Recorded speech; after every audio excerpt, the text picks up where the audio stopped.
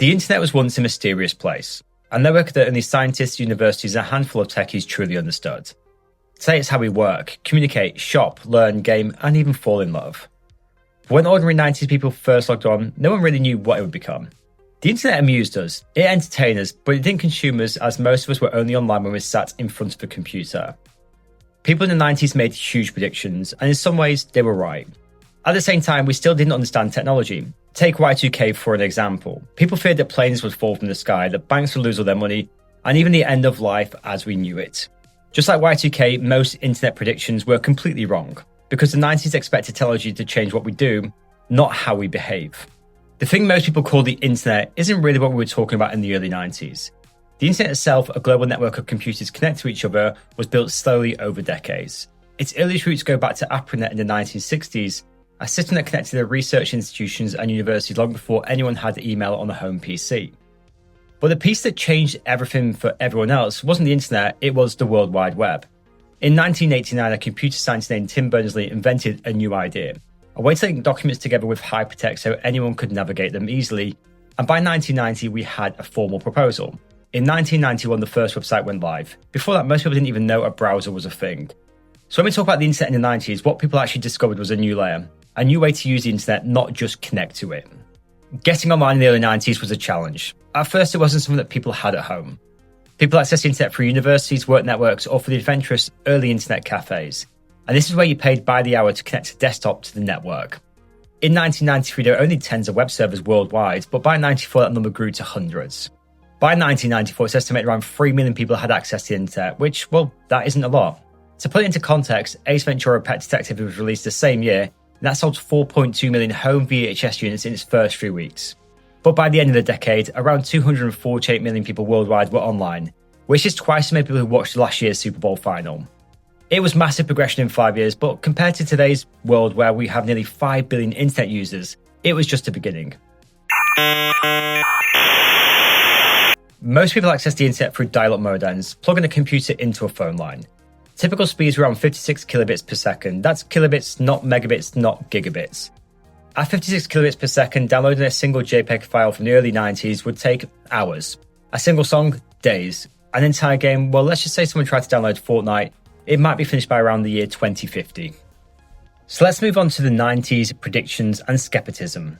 In this 1999 BBC interview with David Bowie, he said, "I don't think we've seen the tip of the iceberg.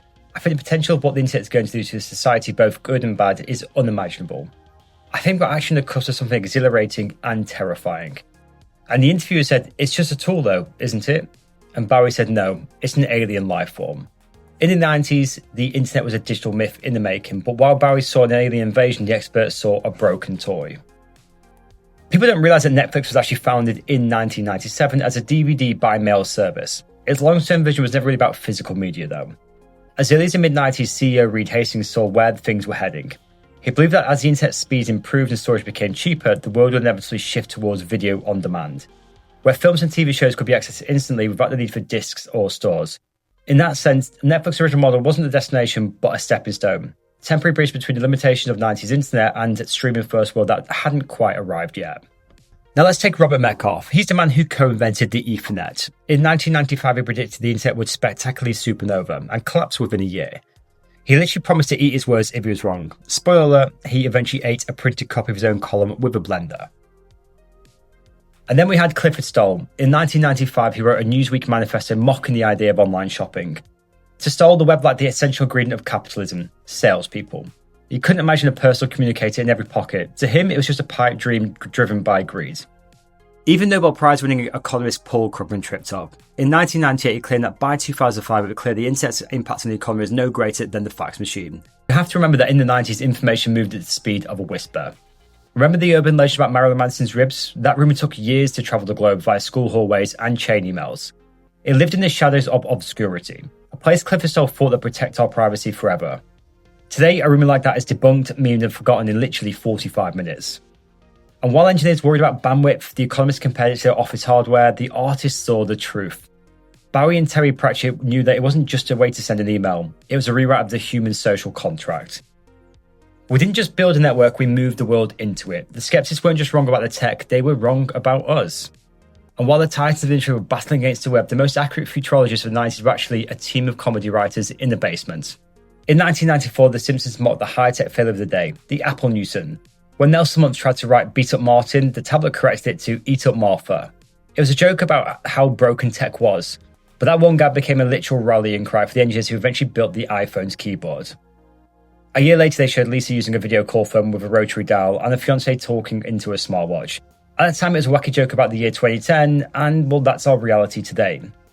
But that's the thing about the 90s, the skeptics saw the glitchy prototypes that thought they were failures. The artists saw the prototypes and realized they were just the first draft of our entire future.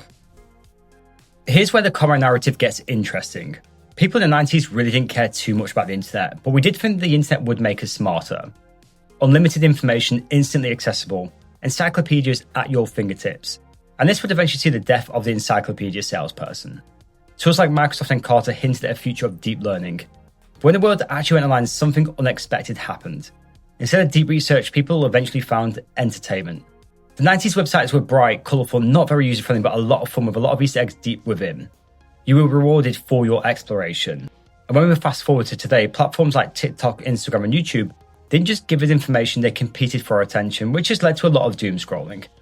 The 90s thought information would be king, but entertainment became the throne. Part of the early vision was a digital library, a place where books and knowledge would be organised, searchable, and accessible. In 1994, Amazon started off as a digital bookstore, shipping physical books worldwide.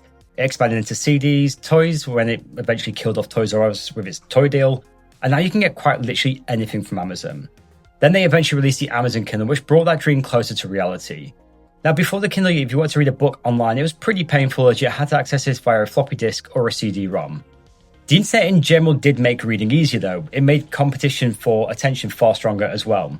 Physical reading didn't disappear, but now it competed with social feeds, video apps, and endless alerts. We were told the internet would be an engine of opportunity, and it was. But for the 20th century economy, it was an eviction notice. It wasn't just the shops that were closing, it was a death of the middleman. In the 90s, if you wanted a flight, you begged a travel agent for the best rate. If you wanted a movie, you drove to Blockbuster and prayed that one copy of Matrix wasn't rented out. If you wanted a song, you paid £15 or dollars at HMV or Sam Goody just to hear the one track you actually liked. Then came the unbundling. Expedia turned us into our own travel agents. Napster, LimeWire, then Spotify broke the album into pieces and made it free. Blockbuster failed to reject the merger with Netflix, so that Netflix turned the greatest Friday night experience ever into a video graveyard. This was creative destruction on a global scale. We gained instant access, but we lost the local experts and the physical hubs of our communities. Entire professions didn't just transform, they were coded out of existence. There's one final thing the 90s got wrong about us. They thought we would always want to stay hidden. In 1993, the New Yorker published a cartoon that would become the ultimate anthem for the early web. A dog sitting at a computer telling another dog on the internet, nobody knows you're a dog. Back then, the internet was a mask. It was a place where you could shed your real-life identity, your age, and your appearance to become anyone or anything you wanted. But then, something shifted. We stopped using the internet to hide and we started using it to be seen. We traded our pseudonyms for real names and our privacy for likes. The dog didn't just want to be human anymore, it wanted to be an influencer. This is the one thing the 90s never truly saw coming. The internet didn't stay until we log on occasionally, it became the environment we live in every single day. We didn't just invite the network into our homes, we invited it into our pockets, our bedrooms, and our very sense of self. It became almost impossible to disconnect, because the line between online and real life simply ceased to exist. Now we can look back at the 90s and laugh at the slow speeds and the bad predictions. We mock the experts who thought the internet was a fad, and we miss the under-construction banners of web that felt like a digital frontier. But maybe the skeptics were right about one thing. They feared what would happen when the world finally connected. They worried that the physical media, the newspapers, the classrooms, the face-to-face interaction would be swallowed by a machine.